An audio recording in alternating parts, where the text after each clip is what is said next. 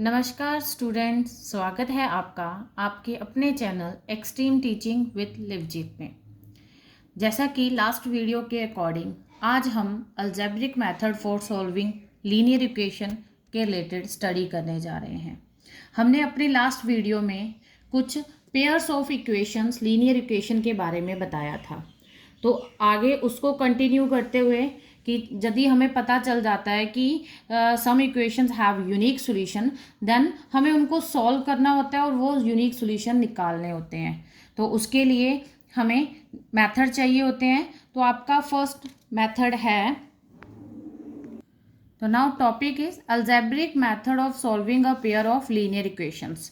तो देन हमारा first method है सब्स्टिट्यूशन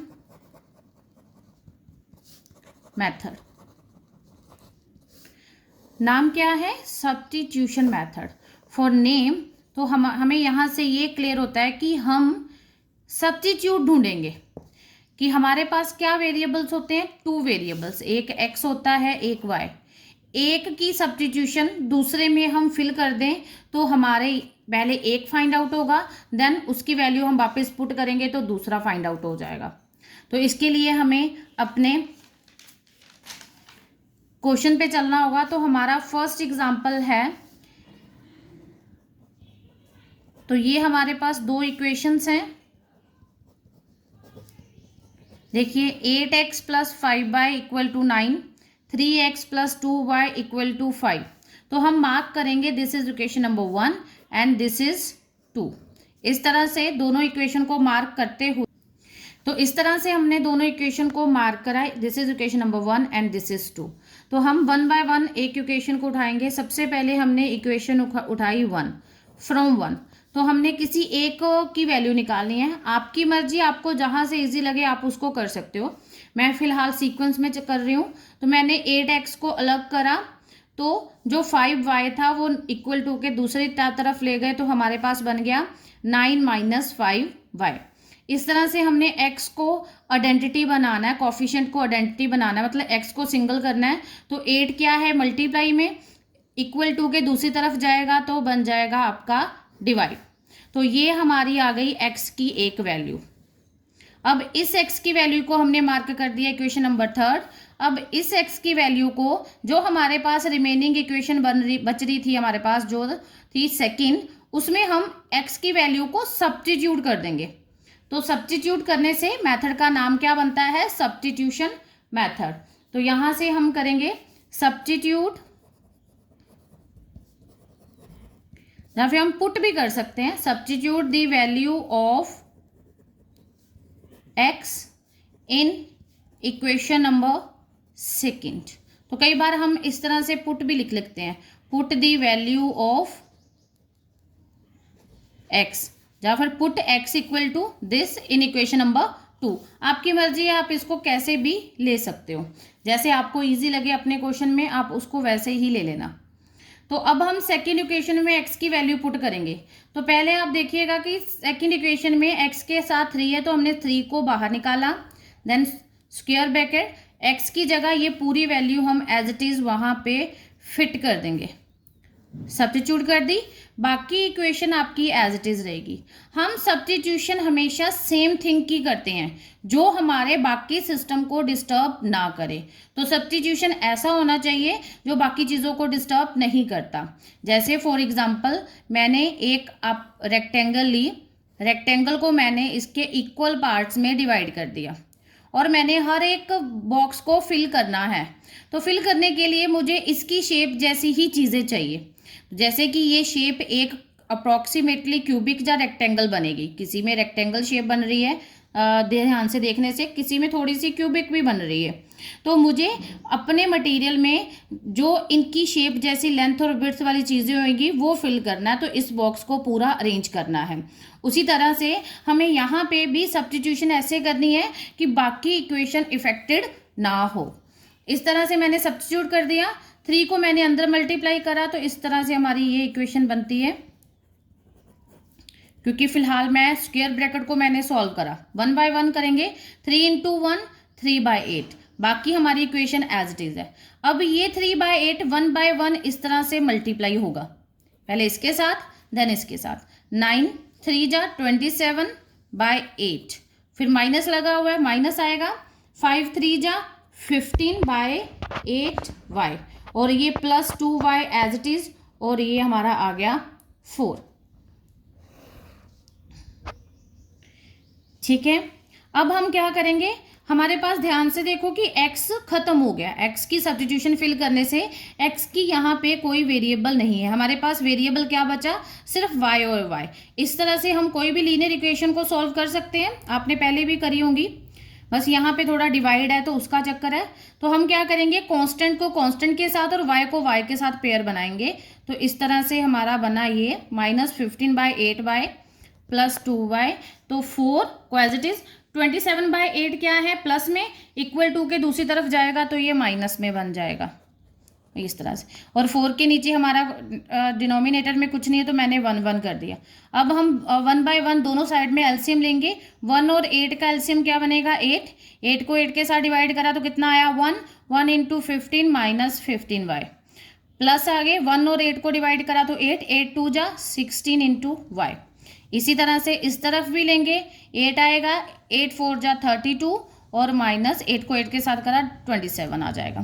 तो ये प्लस का माइनस का, प्लस माइनस क्या होता है, रिजल्टिंग होता है माइनस। तो 16 में से 15 निकाले, y आ जाएगा 1 का, हाई टर्म के साथ प्लस है इसलिए इसके साथ प्लस आया।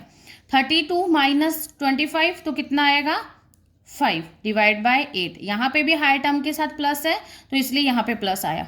दोनों इक्वल टू के दोनों तरफ डिनोमिनेटर सेम है तो ये आपस में कट हो जाएंगे, और यहाँ से हमें वैल्यू मिलेगी। y की वैल्यू हमारी फाइंड आउट हो गई, y हमारा कितना आया, 5। Is that clear? देन हमारी अभी y की वैल्यू क्या आई थी, 5। अब इस y की वैल्यू को put the value of 5 y equal to 5 in equation number. अब हमारे पास कौन सी इक्वेशन बच रही थी, 3rd। तो हम रिवाइज करें तो हमारे पास इक्वेशन कौन सी बचती है,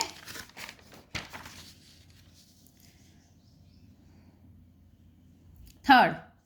तो 3rd में क्या है, x इक्वल टू 1/8 9 - 5y। तो हम वापस रिपीट करते हैं, x की वैल्यू क्या थी, 1/8 9 - 5y, क्योंकि मेरे सेकंड पेज पे था इसलिए मुझे वापस उसको रिपीट लिखना पड़ा। तो y की वैल्यू यहाँ पे मैं पुट कर दूँ 5, तो x की क्या होगी, 1/8 9 - 5 × 5। बाकी इक्वेशन एज इट इज लिखनी है। तो 1/8 9 - 5 5 जा 25। तो x की वैल्यू हमारे पास यहाँ पे क्या आएगी, 5 में से 9 निकाले, 6/- 16/8। 15 में से 9 निकालोगे तो 6 आएगा और 1 आपका रिमेनिंग बच रहा है, बट हायर टर्म के साथ माइनस है तो माइनस आ रहा है, तो ये कटिंग हो रही है। तो x की वैल्यू क्या आ गई, -2। इस तरह से हमारे पास x की वैल्यू भी आ गई और y की वैल्यू भी आ गई। अब क्रॉस चेक करने के लिए, क्रॉस चेकिंग कि हमारा आंसर करेक्ट है कि नहीं, या फिर वेरिफिकेशन के लिए हम इसको क्या करेंगे, हमारे पास इक्वेशन क्या थी, 8x + 5y = 9। तो मैंने दोनों की वैल्यूज पुट करके देख ले कितना होता है। तो 8x की वैल्यू मैंने -2 पुट करी और 5 + 5 की वैल्यू 5 पुट कर दी, तो ये कितना आ गया, -16 + 25। इसको मैंने एज इट इज लिखा है। 15 में से 16 निकाले तो 9 = 9। तो ये दोनों लेफ्ट हैंड साइड 9 = 9 आ गया। इट मीन्स हमारा आंसर क्या है, करेक्ट। तो हमारे आंसर दोनों क्या है, चीज़ें करेक्ट है। इस तरह से हम एक स्मॉल साइड में आपके पेपर के क्रॉस चेक करते हैं कि हमारा आंसर करेक्ट है कि नहीं। इससे हमारे मार्क्स क्या हो जाएंगे, फिक्स्ड हो जाएंगे कि ये क्वेश्चन हमारा करेक्ट है, क्योंकि मैथमेटिक्स में हमें फुल मार्क्स मिलते हैं, इतना सभी को पता है। स्कोरिंग वाला सब्जेक्ट कौन सा होता है, मैथमेटिक्स होता है। तो हम यहाँ से अपने मार्क्स को स्कोर कर सकते हैं कि ये हमारा करेक्ट है, तो यहाँ से हमें मिल गया। तो अभी चलते हैं हम अपनी सेकंड प्रॉब्लम पे। हम कोशिश कर रहे हैं कि आपको वैसी प्रॉब्लम सॉर्ट आउट करवाएं जो आपके लिए डिफ़िकल्ट हों। तो इसी तरह से हमारे पास नेक्स्ट क्वेश्चन है s minus T equal to 3, s/3 t/2 equal to 6। तो फिर उसी तरह से हम इनको मार्क करेंगे। This is equation number 1 and this is equation number 2। अब ध्यान से देखिएगा कि जो इक्वेशन 1 है वो तो स्मूथ आपको दिख रही है, बट इक्वेशन सेकंड में स्मूथनेस नहीं है।